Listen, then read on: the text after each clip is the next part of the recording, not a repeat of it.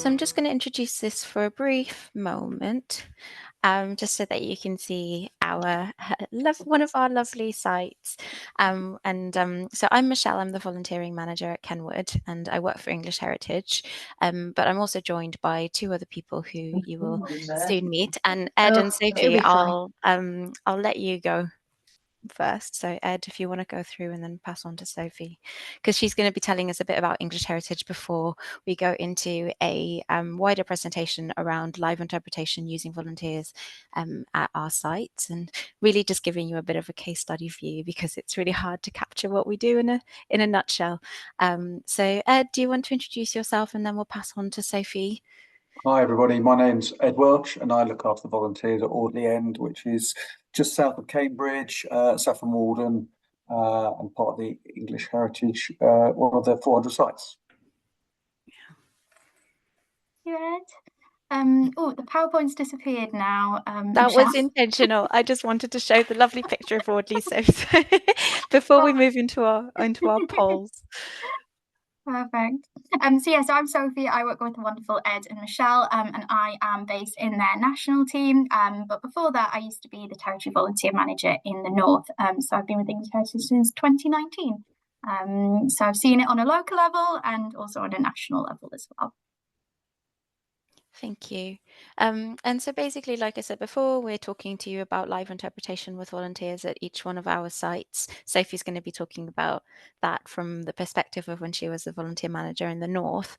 But really for us, this is a really exciting opportunity to also hear about how other sites are using, or other places are using, volunteers for interpretation. And what we wanted to start was with 2 polls to just get a sense of who's in the room and how much you're already doing this in your work, to kind of inform our discussions later as well. So Rhiannon, I think you're helping us with a little bit of tech. Oh, great. So the question is, have volunteers supported with live interpretation at your current organisation? Okay, great. So there's an overwhelming majority here, and that's really good and exciting for us later. Let's see. So we've got 81% saying yes and 19% saying no. So really excited. Really want to hear later on as well what's made you want to join our event. If this isn't something that you're already doing, maybe you want to start using volunteers in your interpretation activities, or maybe this isn't within your remit at all. So the next question, if that's all right. Oh, here's an option to share result. That's exciting. Okay, so the next one we're going to do in a lo-fi way, and I'm going to generate the word cloud while you're chatting, because I'm not sophisticated enough to have worked out how to do it. So ask your question, Michelle, and we're going to write it in the chat, and I'm going to generate a word cloud for you when you're doing it. So our question was broadly, if you could describe, using sort of 2 or 3 words, how you're using volunteers in live interpretation, or in any interpretation activities, in fact, where you work. Okay, so we're seeing a lot of tours and collection handling, reenactments, some lived experience exhibition, outreach. There's people who are using that service sporadically. What else are we seeing? Telling stories. Live action night show. That's kind of exciting. The immersive Viking village. Walk and talk, and a lot of school visits as well. Well, thank you so much for sharing that, everyone. And if it's all right with Sophie and Ed, we'll move into our presentation, where we're really wanting to start a conversation about volunteer storytelling, which we can then continue in breakout rooms. So, Sophie, I'll pass to you. Perfect. Thank you, Michelle. Do you want to share the PowerPoint again, Michelle, if you've got it? And we can get that back up and running. So hopefully you've heard of English Heritage. If you haven't, we are the charity that cares for the National Heritage Collection, which is comprised of over 400 historic buildings, sites and monuments.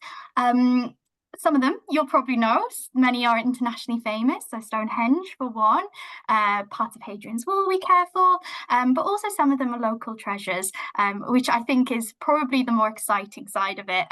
The community areas and the engagement that we can do there is just so vibrant, and it really feeds into a lot of this live interpretation as well. I don't know about everybody else, Michelle, but I can't see it's not on the full screen. It's just showing I think you might need to reshare. That on it, full screen. And slideshow mode. Or we'll just go with the flow. I'm sorry, I can't get it to go full screen. It was full screen on mine, so I'm not sure why that's done, but is it all right if I leave it as we'll just go, yeah, we'll just go with the flow. Go with the flow. Yeah. Sorry, everyone. But that's actually quite good because we do go with the flow at English Heritage. So we are a national charity, but volunteering is very bespoke site by site. So we do go with the flow at sites because what fits one site does not fit another. Hence why we've got a mix of us today giving some different case studies. But just some numbers for you, just so that you can kind of see how sizable our programme is. So we've got 5,402 registered volunteers. I think this was last week when I sent the numbers over to you, Michelle. So, yep, that's our numbers at the minute. And those are the hours that have been recorded since April 2024. And in our 22-23 season, we had 254,000 volunteer hours that were recorded on our system. So volunteers play a huge role in enabling us to do what we do, because we not only care for these sites, but we also make sure that they're accessible to everyone so that everyone can enjoy England's story. So if you'd like to go to the next slide, Michelle. So the case studies that we're going to talk about today, we've got Audley End and the wonderful Ed, the glorious Kenwood and Michelle, and also Hadrian's Wall. We're not going to talk about all 72 miles of Hadrian's Wall, don't worry. We're just going to talk about one little piece and something really spectacular that happened there. So I will hand over to Ed to tell us a little bit more about Audley. Cool, thank you. Okay. So what I thought I'd do today is just give you a little feel of what I've gone through. I'm quite new to the volunteer management side. I've been at Audley End for 18 months. Obviously, as we've said, Audley End is a large property. It's one of the biggest properties within the English Heritage Stable, just south of Cambridge, North Essex or South Cambridgeshire. And live interpretation has become very key at our site.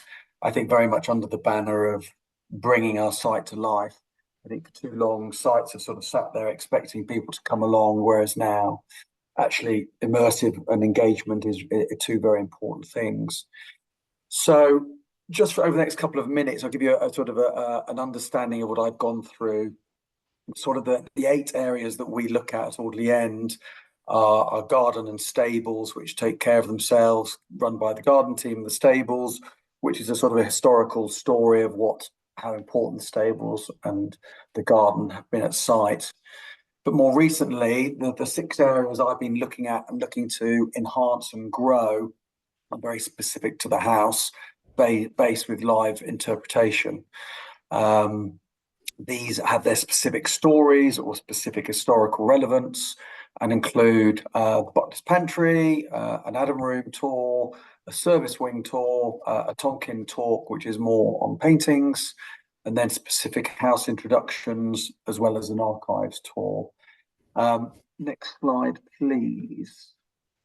Thank you. And when I was sort of reflecting on this and what you may or may not want to listen to and what I've been through, it was the first question that came to me was, why do we actually do it? And I think for me, this is split in 2 very clear areas. First of all, visitors love a tour. Visitors love a freebie. We don't charge for our tours. It's a bit of value added when they arrive. We also don't always know which volunteers are going to be around and what we have planned. But ultimately, back to bringing the site to life, visitors love to have that and to arrive and to know that they've got a choice of multiple tours over a day. It seems to go down very well. And then I think on the flip side of the coin, certainly in my experience, is what it means to our volunteers. We have, I think, just short of 300 volunteers now. And for them, Of course, it's all slightly different, but by and large, it's giving back, it's a sense of purpose, and it's being part of a team. But what it keeps coming back to is they absolutely love being part of this. Several aren't sure whether they can give a tour, whether they want to give a tour, but ultimately they want to tell people and share those stories. Next slide, please. Then I was thinking about sort of the considerations and the challenges that I've been through whilst putting this together and enhancing that. Lots of synergies here, a lot of crossover, but in essence, it boils down to 6 things. Time, I think, obviously can be seen in many different ways, but ultimately the time it takes, the time we put towards it, what we're going to get back.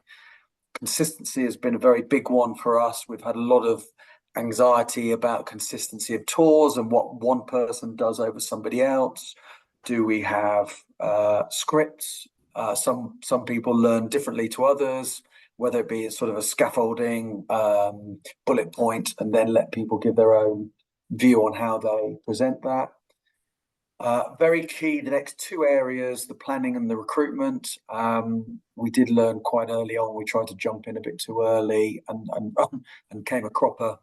I think planning where we're trying to get to and allowing plenty of time.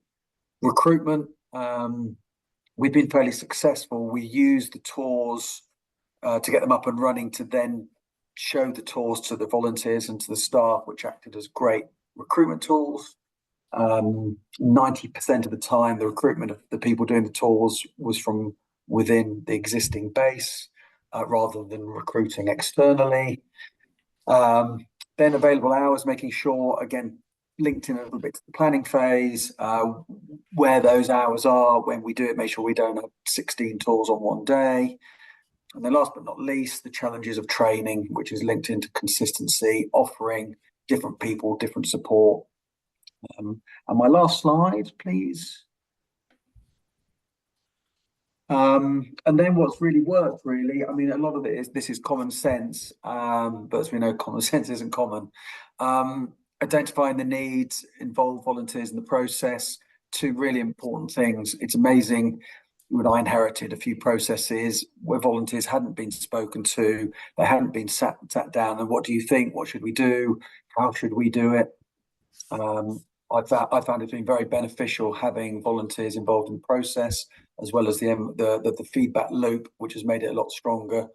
And last but not least, make it fun. If they have fun, they'll just go to the end of the world for you. So I hope that helped. That's my little bit about tours and live interpretation at Audley End.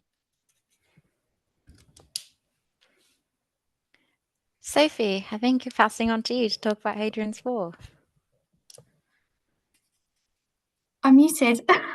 Yeah. So today I'm going to talk a little bit about art engagers. And today our art engagement program is charity-wide, but it originally started in 2022 with the Hadrian's Wall 1900 Festival. So some of you might have heard about it, and there were some really wonderful things coming out of lots of different organisations along the wall. And one of the really great things that we were so privileged to be part of was the Morag Meiserkoff art piece called The Future Belongs to What Was as Much as What Is. And as you can see, it's very vibrant, very colourful, very in your face. It was absolutely fantastic. But this piece was co-created with the community, and many of those who had came and inspired Morag and actually worked on the panels also then went on and wanted to volunteer with us and do things with us, and the art engagement role was born out of that project. So yeah, if you'd like to go to next slide, Michelle. So we have a really vibrant creative arts programme across the charity, and our art engagers feature in most of those projects. Their role differs depending upon the context of the art. So whether that means that they're there to give physical access to a visitor, or if they're there to help visitors understand the context, the nuances, the creative process behind that piece. It just depends on what the project is and on what we're working on. But like Ed, I followed Ed. Ed sent his slides first, so I did a little bit of a copycat. And I had a little think about why do we do it? So Michelle, if you could just go on to the next slide, please. Well, obviously, you know, the context of the art, sometimes it's really needed to have someone there in the room for security purposes of the art and also security of the visitors as well. So if it's a particularly fragile piece, but we also do it because it gives visitors permission to engage. So sometimes you do just need somebody there to say, yeah, of course, you can touch it. Yeah, go inside of it, play, you know, do engage and do what feels right to you. And it just gives that different perspective on the art. But sometimes people can come into heritage settings and be a bit nervous and think, am I allowed to touch that? Can I go in that room? Am I allowed to do that? And absolutely, where possible, we try to make sure that can be part of the art. It also helps visitors to generate a deeper connection. So art explainers are able to talk to them about the methodology, about the creative process. They've often met the artist beforehand and they've had sessions with the artist. They're able to bring that personal element that a visitor, obviously, maybe the artist isn't on site on that day. And so it's really, really great for that. And then also for the volunteer, it's really beneficial for them to have a bit of variation. So most of our art projects are maybe a season or a couple of weeks, and they can really get involved in something different. They can try a new site even. We get our art engagers from different sites. We also recruit externally, but we do recruit internally too. So that's always really, really lovely for them. So if you'd like to go to the next slide, Michelle. So yeah, well, the road is never smooth. And if anybody's ever done anything with art and listed buildings and scheduled monuments, you will know that planning is everything. And planning permission sometimes isn't smooth. So we do have to recruit with a caveat that maybe it might not go ahead as we plan. It might not go ahead at all. So it's all about managing those expectations of the volunteers, especially if they're external to our organisation, because they are coming in expecting something and we might not, for reasons outside of our control, be able to come up with that. Also the location as well. So one of the big findings when we did it at Housesteads was that it was so rural. Anyone who knows Housesteads knows that you kind of need to get there under your own steam. You drive there and then you have to hike up a big hill. I do not miss that daily hike, but it is really, really tricky to kind of overcome that location barrier. And it's something that we've really thought about quite deeply with programs just more generally within English Heritage. But definitely with the art engagement program, because, you know, we are bringing people from different sites to a new site. They need to be able to get there, and how can we help that? So looking at, you know, travel expense reimbursement, car sharing, all different ways that we're kind of thinking about it, even outreach. So if they can't get to the site itself, they can do things out in the community. And then also that links to our audience as well. So really thinking about how we can diversify our art engagers, because by diversifying our art engagers, we're able to connect with our visitors and the diverse visitor base that we get as well. So a lot of learning from Housesteads and a lot of things we couldn't change because we can't unfortunately lift it up and put it somewhere else. And we obviously wouldn't want to do that, but every site is very different. And then finally, what works and what works well. So we found that training and support is really key. It really is the backbone of this program. Without our art engagers being able to meet the artists and being able to spend time and to talk to each other and to talk to our creative team, they really just didn't get that understanding, and it was really, really key to their confidence levels. And they fed back to us saying, you know, that training was what really made it for us. And also, you don't have to love it. Is probably the biggest learning that we had from doing Housesteads and then going on. But often the best art engagers were the ones who didn't actually like it, because they were the ones in the training session who were asking the really probing questions that visitors would then later ask.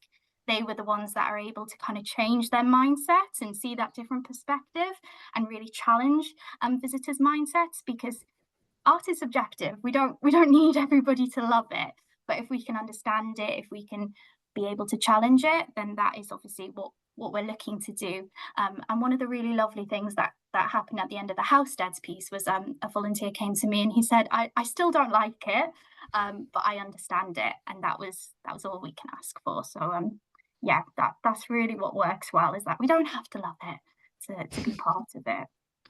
So yeah. So that was Housesteads. I'll hand over to you, Michelle, to take us through Kenwood. Thank you, Sophie. Yeah, so I'm speaking from Kenwood today, and Kenwood is an English heritage site in London. We also have a really large volunteer community. There's about 500 of them right now, and about 70% of those are art explainers. And you'll see one of them in action here, and there's quite dark photographs and a little view of Kenwood as well. So the woman who's wearing a brown shirt and is looking towards us is one of our volunteers. And behind us is some of our incredible art collection, and you can just about see a Vermeer there on the left wall. Our art explainers are really quite an interesting group. So we have anything between 24, what am I saying? Between 10 and 28 coming in per day, depending on how lucky we are. Ideally, we would have 12 per shift in the morning and in the afternoon.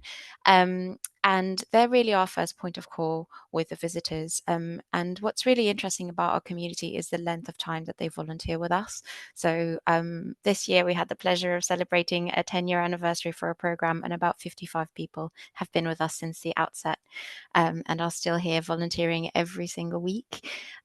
So engagement of that community is a big challenge, and we try to do that inventively. So what we do is, as Sophie has said, we have role variation within the explainer role, and we kind of try to plot different pathways where volunteers can continually re-engage with the organization, whether that's through training or by taking on a micro role within the explainer role, or maybe even just trying something completely different. But what I'm hoping to talk to you about today are Spotlight Talks, which is one of these micro roles within the explainer role.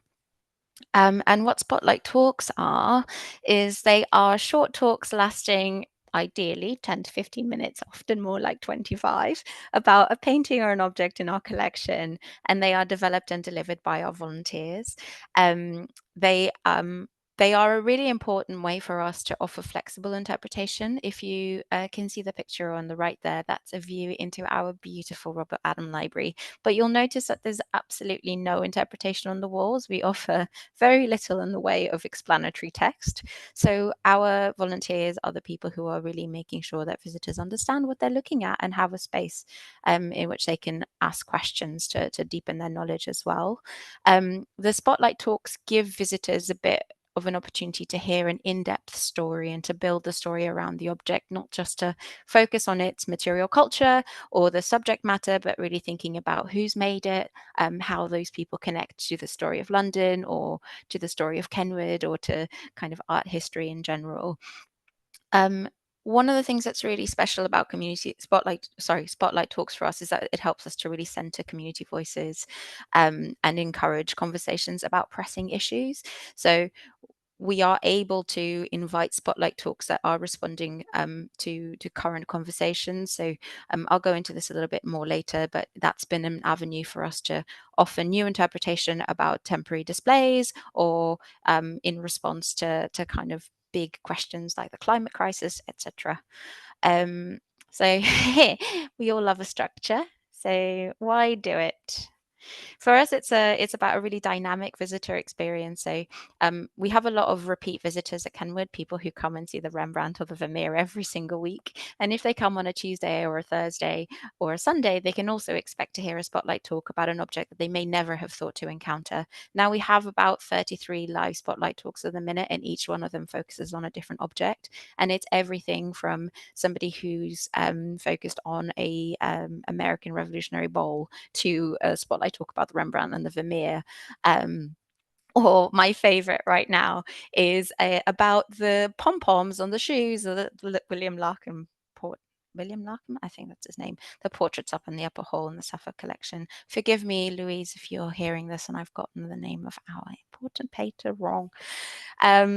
Another one that's really important for us is around the volunteer experience, like I said, about re-engaging volunteers who maybe have been explainers for a really long time and they just want a new challenge. And so we're inviting them to develop a Spotlight Talk to deepen their knowledge about a particular area of the collection that interests them.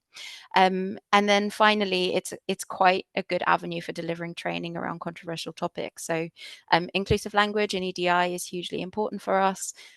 We have a volunteer community which is quite diverse and particularly generationally diverse, and so sometimes there's a bit of a resistance to inclusive language training. So what we've done is we've really woven that into all of the Spotlight Talks training that we do. So what we do is we emulate inclusive language in practice to kind of really break down those ideas and those fears around how that should be used. So we, a few months ago, had a training session that was really focused on the way that we talk about slavery, and made a case of talking about enslaved persons all the way through, and really encouraging that conversation and giving people a space to literally vocalize it out loud and just to become comfortable with that different term. What's challenging for us? Well, it's really time-intensive training. So we run Spotlight Talks training twice a year. The Spotlight Talks training is delivered by me, the person who's the coordinator in my team, and it's pretty much led by our curator. It's quite a big amount of time to be given by our property curator, who's responsible for everything from exhibitions and displays to organizing loans for 2 years from now, and so on and so forth, to all the public presentations that she does as well. So it really is a gift of her time. But on the flip side of that, I know that the volunteers very much recognize the investment in them from somebody who they really respect. And so that kind of comes back to us in positive feedback as well. Managing expectations is quite hard. So with it being a volunteer-led offer, we tend not to advertise a specific topic of talks. And, after a person has spent quite a lot of time developing a specific talk about the collection, they often want us to promote it on the day, and we aren't able to do that. And then I think diversifying the group is a big one as well. When I joined Kenwood about 2.5 years ago, we had 7 speakers, and it was quite a homogenous group. Nowadays, we see that we actually are getting more young people, or people who aren't necessarily from an art history or communications background, taking on Spotlight Talks as well. But it's been tough to diversify that group. So how have we done it, and really what works? I'd say a big one is co-design. So when we decided to start expanding the Spotlight Talks program, we started convening the groups of the volunteers who were either giving talks or wanted to give talks, and we run almost like a forum for them twice a year, where we think about what's going well and what we could do better. We talk about challenges quite openly and honestly, and make agreements about what we're going to work on for the next 6 months. And then at the next forum, we talk about how well that's gone and what we might want to shift in our practice. And I think that's really built a sense of accountability, but also a lot of pride. From a staff perspective, we're quite open about the impact of Spotlight Talks, and we do a lot of research into what that is for those forums, so that volunteers can also see what they're doing.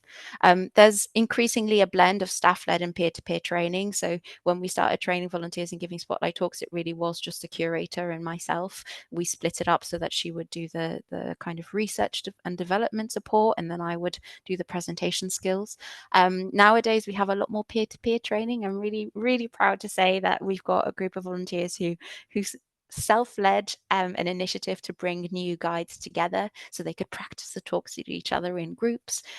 We get our visitors and assistants involved in training. Some of them have kind of performance or theatre backgrounds, and that's been really positive for their engagement as well. And also we organize one Monday of the month where the volunteers give the talks to each other. And actually in terms of diversifying the program, that's been really quite positive, because I think some of our volunteers, when they can see people giving talks who maybe aren't as comfortable because it's their first test run in public, it really sort of demystifies this idea that you need to be an expert guide to be giving a talk, and that's been really lovely too. Finally, I think predictability.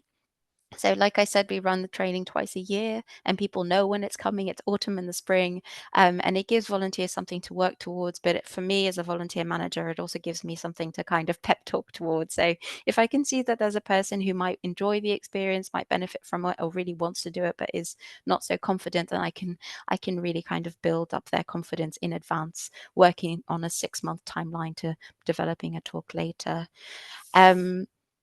And that's kind of it, really. I sort of wanted to end with an invitation to come to Kenwood to see our Spotlight Talks in action over Open House. So on the 14th and the 15th of September, we'll have Spotlight Talks all day, every day for that weekend. And yeah, you should be able to hear 12 if you're here for the whole day.